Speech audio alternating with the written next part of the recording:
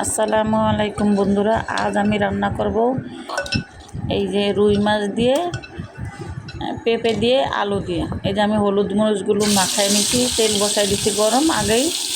এটা এই যে মাছ ভাজা বসাই দিচ্ছি। এখন মাছটা উল্টিয়ে দিব, এপিট এপিট করে উল্টে এই যে ভাজা ভাজা করে নিচ্ছি। এখন এই যে ভাজা ভাজা হয়ে গেছে এক পিঠে, এখন নামায় ফেলবো। দেখেন আমি নামাইতেছি বন্ধুরা। এটা আপনারা অল্প তেল অল্প মশলা দিয়ে দেখেন পেঁপে কেটে ভালো করে ধুয়ে শুকাই নিচ্ছি। পেঁপেটাকে একদম ল্যাংটা করে করে নিচ্ছি। এটা আমি চুলায় তেল দিয়ে তেল বসাই দিচ্ছি, পেঁয়াজ ভাজা ভাজা করে হয়ে গেছে। এখন আমি আদা বাটা রসুন বাটা একসাথে এই 1 চামচ দিয়ে দিচ্ছি। এখানে বন্ধুরা আমি হলুদের গুঁড়া মরিচের গুঁড়া 1 চামচ অল্প অল্প করে দিচ্ছি, 1/2 চামচ 1/2 চামচ করে দিচ্ছি। আদা হলুদের গুঁড়া মরিচের গুঁড়া ধনের গুঁড়া এগুলো আদা।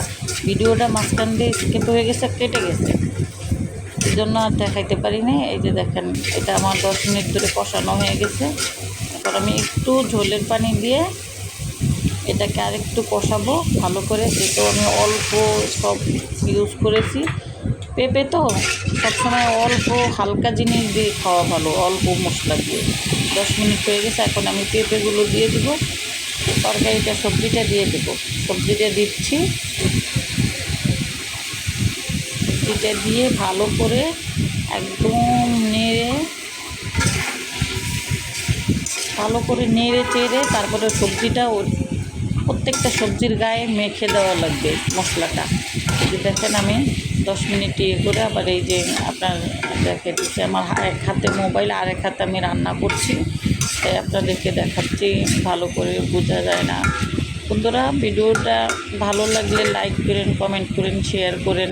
এই যে আমি মশলা কষানোর ভিতরে সেদ্ধ হয়ে গেছে। এখন আমি ঝোলের পানিটা গরম করে দিয়ে দিচ্ছি।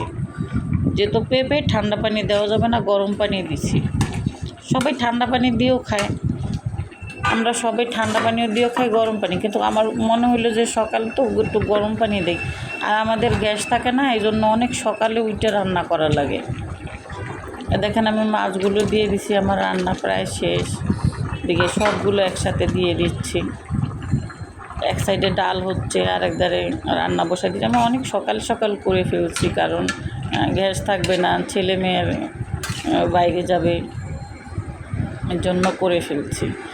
ভিডিওটা ভালো লাগলে লাইক দিন, কমেন্ট করেন, শেয়ার করেন, আর ফলো দিন। আমার ইউটিউব চ্যানেল আছে, ফেসবুক আছে এবং টিকটক আছে। যে যেখানে পান আমাকে প্লিজ টিকটক হইলে লাইক দিন, কমেন্ট করেন, শেয়ার করে দিন বেশি বেশি।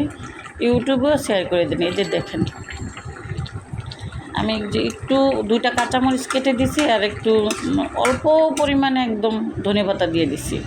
আর এই যে পরের রান্নাটা দেখেন কি সুন্দর হয়েছে, মাশাআল্লাহ, কালারটা অনেক সুন্দর হয়েছে। আপনার ভালো লাগলে